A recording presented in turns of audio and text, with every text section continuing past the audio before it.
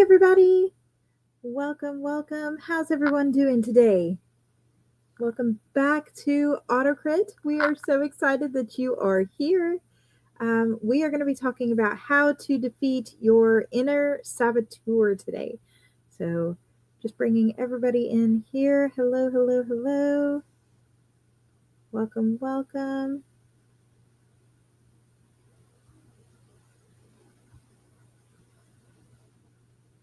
Trying to get our slides up and running for us.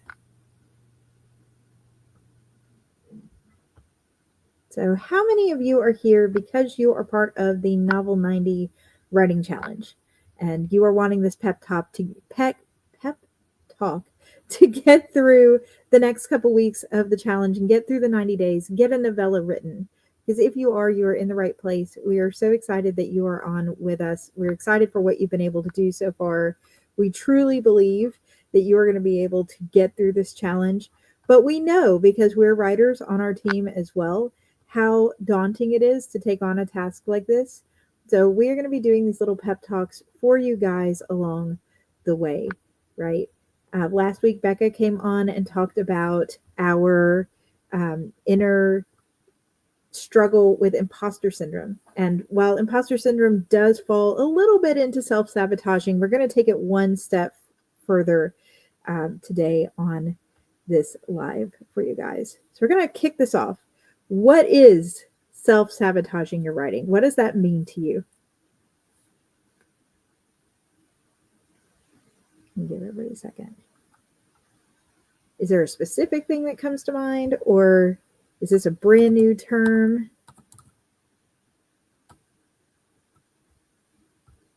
Let's see here. We got a lot of people here in Novel 90. Yes, Becca says we 1000% agree. Believe in you. We do. Tammy, that's a great one to kick us off. Over editing. Hey, Luna. Doom scrolling instead of writing, then beating myself up for not writing. When I'm in that mode, it usually means giving into my procrastination or rage deleting. Oh, I feel that on a personal level, you guys. Overthinking it. Your brain's your worst saboteur. Procrastination. Deciding you need more info before you starting. Negative self-talk. Oh, that's a deep one, Chris. Everything you do is self-sabotaging. You're trying to correct that. It's hard. Research. Procrastination station. Editing while writing. This is one of mine. It is. Thinking your idea is horrible.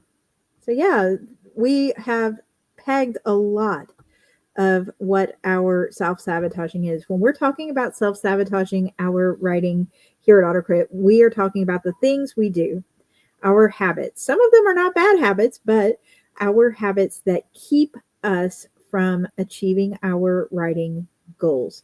These can be externally fueled things like life just happens. These can be internally fueled things like my work is crap.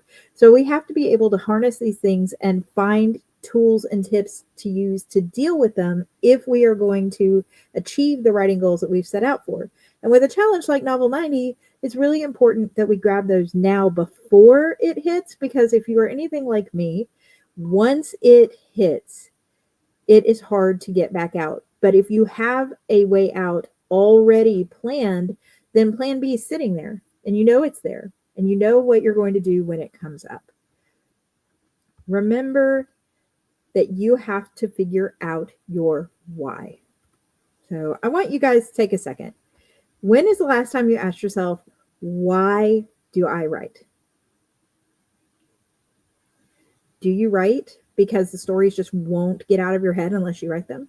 Are you writing because this is your business? You want to pay your bills with this?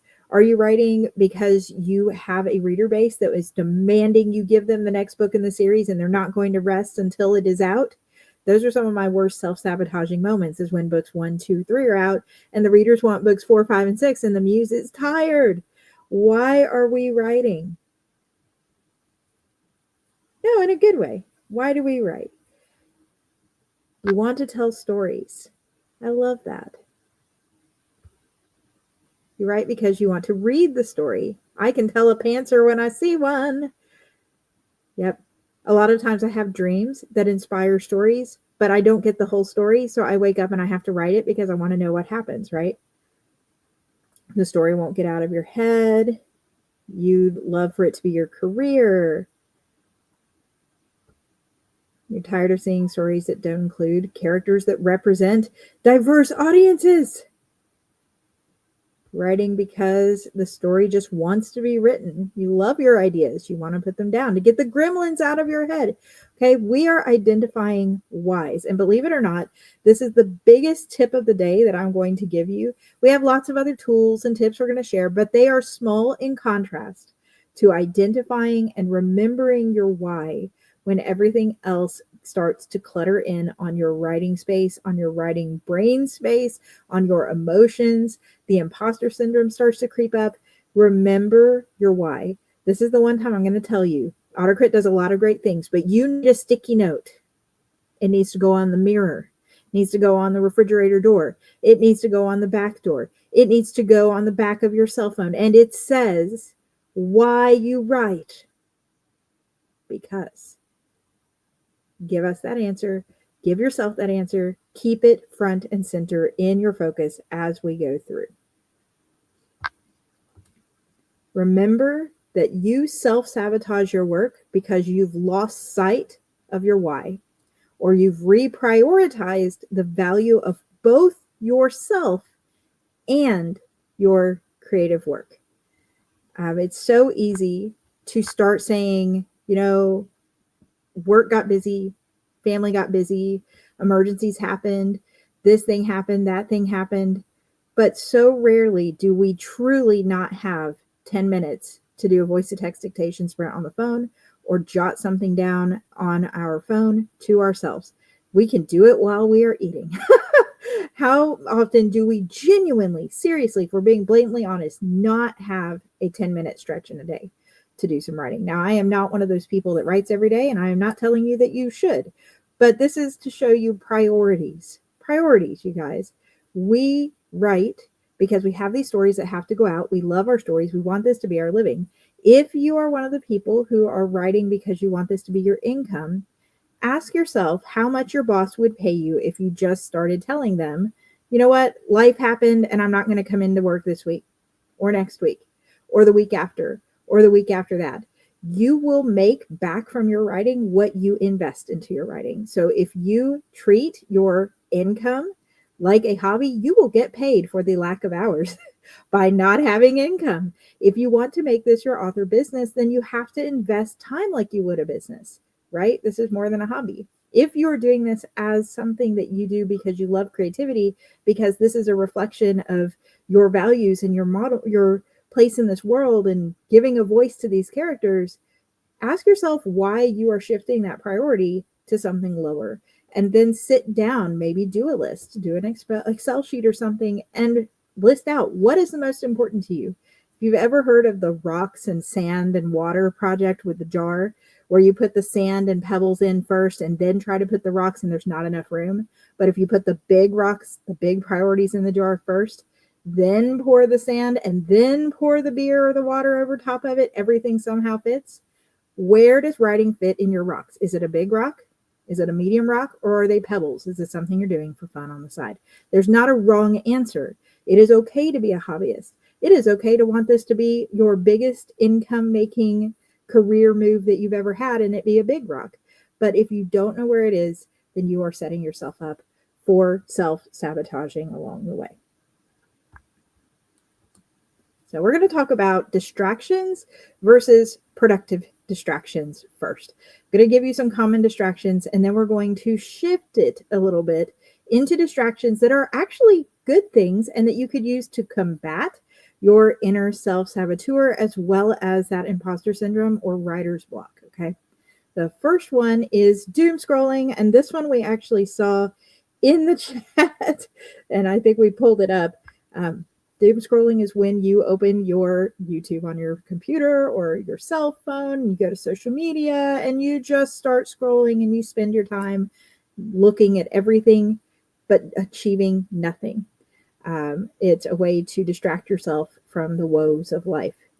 Overworking, finding ways to make excuses to not do other things in life because I have to work first.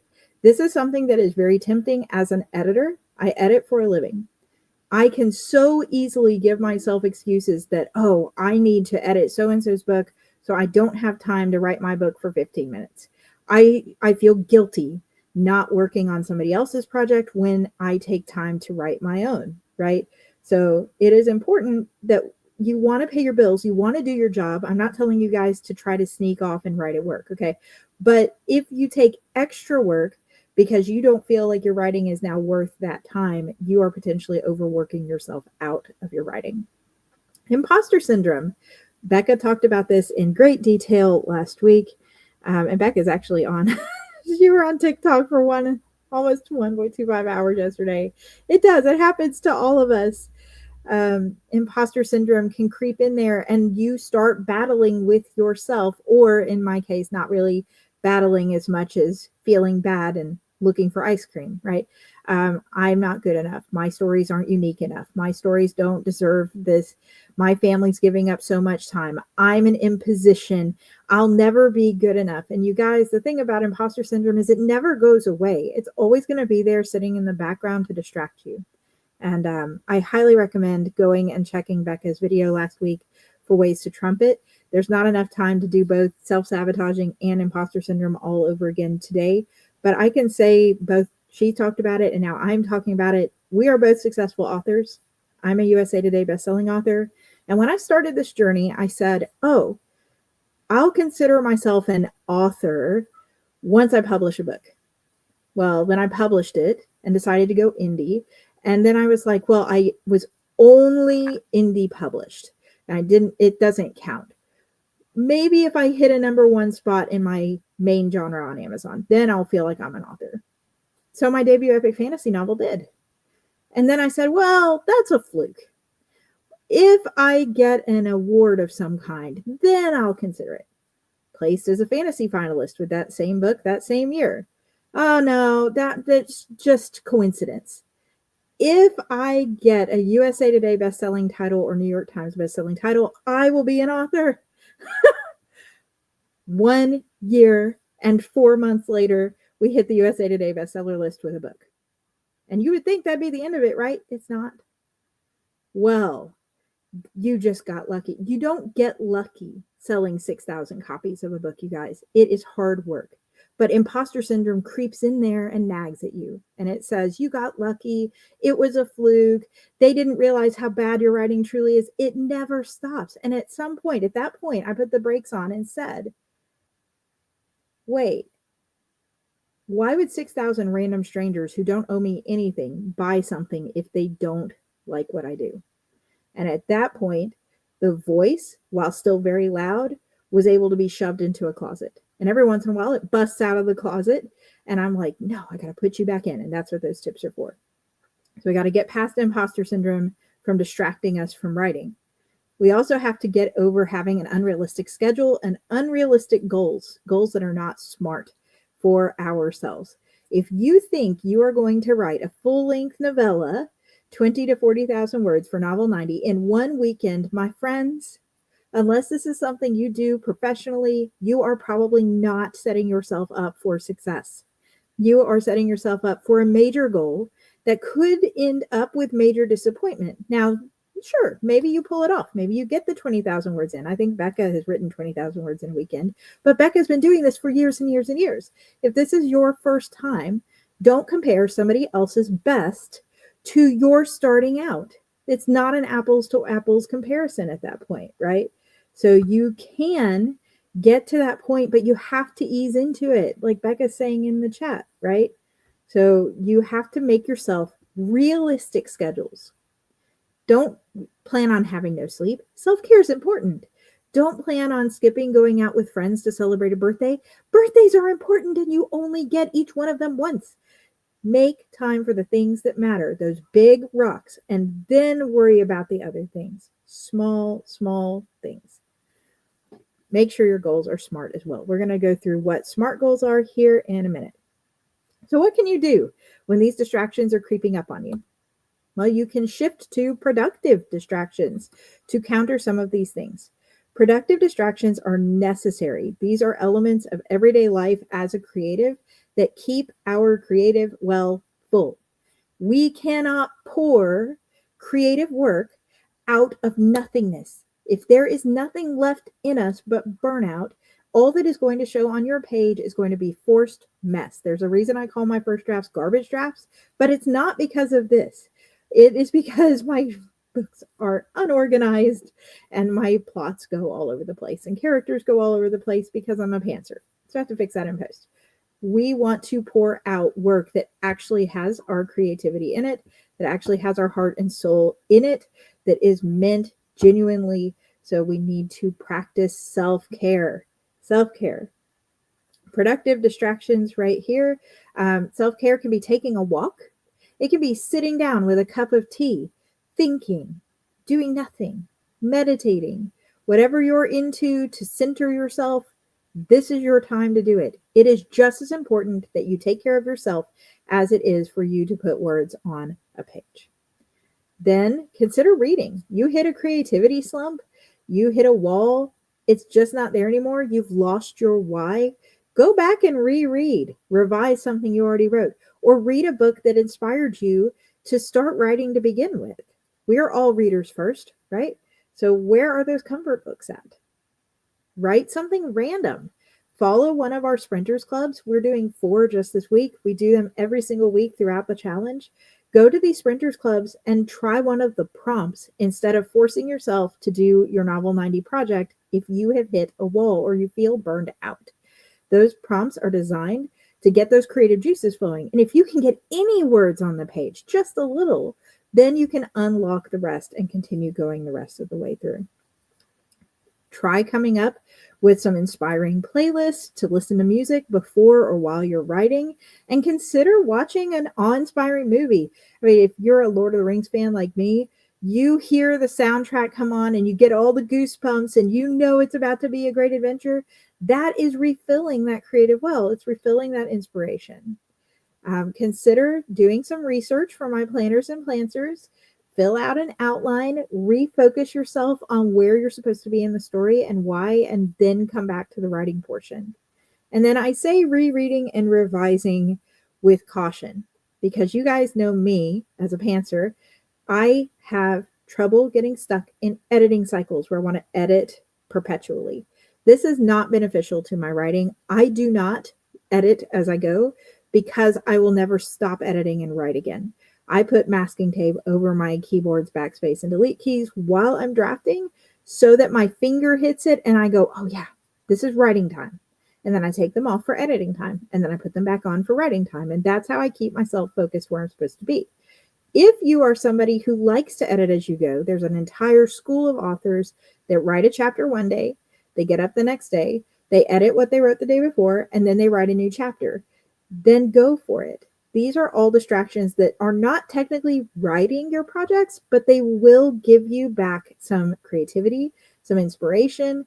It'll refocus you on what you're doing. It will recenter your why, and it will set you up for success here. The last piece we have for today is talking about SMART goals. If you have worked in the corporate world before, you may have seen this slide before. SMART is specific, measurable, achievable, relevant, and time-bound. These are sorry, I can count sometimes. These are 5 things that you can keep in mind when planning out your goal. Specific means you have a very detailed item you are trying to check off of your checkoff list that day. Not, I want to write a novella in Novel 90. That is a big picture goal. Go deeper. I want to write a 20,000 word novella. Deeper. I want to write a 10 chapter. Deeper. Today I will write the first beat in my story, which is the life before beat, where I introduce the main character and their world.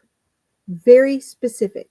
If I then achieve that thing, this goal can be checked off. Is it measurable? When creating something specific, hopefully you're also giving yourself something measurable. If I write the inciting incident, that is measurable. That's done. Some people like to use word count goals. If I write 250 words in each of my break sprints, that is my small goal for the day. So measurable. Did I hit 250 words? Yes or no? And then you can readjust your goals and say that was really hard. I need to do less, or that was super easy. I need to do more next time. Make them achievable. Smart goals need to be teeny tiny building blocks that build up to a completed novella or novel. So make sure that you start with beats, scenes, a certain number of words, things that you can actually realistically achieve instead of, I'm going to write 20,000 words today, unless it's just something you do regularly already. Relevant. Making sure that your goals actually apply to your work. So this is how you can determine, is my distraction productive or not? If you're going to make a goal to refill your empty inspiration, your empty writing well, then you may want to factor in some time to watch Lord of the Rings one evening this week. You're welcome. And that is relevant because it is refilling your inspiration. It's giving you some self-care where you're not plugging something out of your head, and then you can come back to your work stronger, right? But post 20 random TikTok videos that have nothing to do with my book is not a relevant goal to our writing process. So therefore, that one may not be a smart goal for your novel 90. And then lastly, make sure that they're time bound. Give yourself a deadline.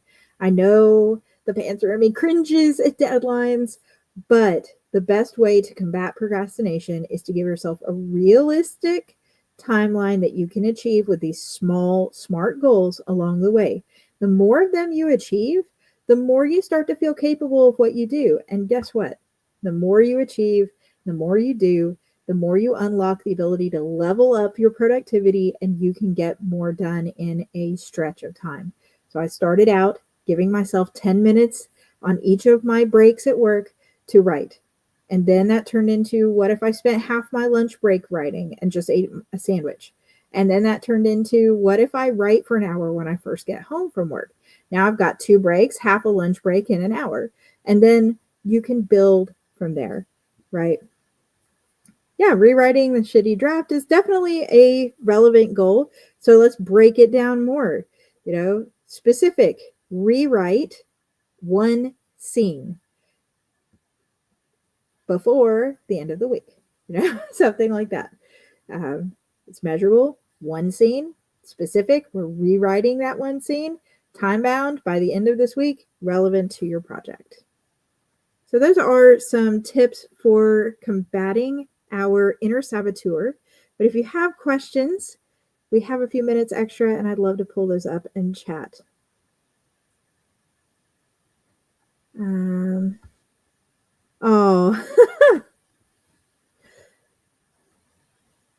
Yeah. It can be hard. We all do this. Just like we all struggle with imposter syndrome, we all struggle with our inner saboteur. If we know it's coming, then we know we can have our SMART goals mapped out a little bit, at least the next 1 or 2. And we have these productive distractions. If you're in Team Pantser for Novel 90 and you go over to the base camp, we have a writer's toolkit, and some of these things are mapped out in that toolkit, because I want them at the ready. The reason Team Pantser didn't start out of the gate writing draft 1 on day 1 of June was because I wanted you guys to have this built. Then when imposter syndrome started to sink in, when these other distractions start to sink in and they start to take away from your work, you can go, okay, I feel like doom scrolling right now. I'm going to my toolbox. Maybe instead of doom scrolling, I can read a book that made me want to write. Maybe instead of doom scrolling, I can play a little bit on this fantasy video game that makes me think a little bit of the fantasy book I'm writing. We're being productive. We're being purposeful with how we are spending our non-writing time so that it comes back. Yeah. Calling them projects and put them under deadlines on the calendar. Yep. For a 20,000 word novella for Novel 90's Writing Challenge, you need to write about 4,000 words a week if you're in the 5-week Team Pantser. You have 5,000 words a week for the 4-week groups, Team Planner and Team Pantser, which is really not as much as it sounds. It's 1,000 words a day for 5 days if you do 5 days. And it's less than that if you do every single day. You can break those into chunks. I usually do mine in small 10, 15-minute chunks as you can.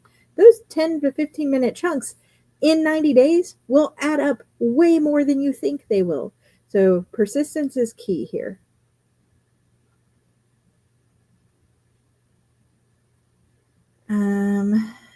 That's a great tip, Cassie. You like to stop writing right before you get the scene out of your head because it keeps you excited to come back the next day. Yeah, great advice.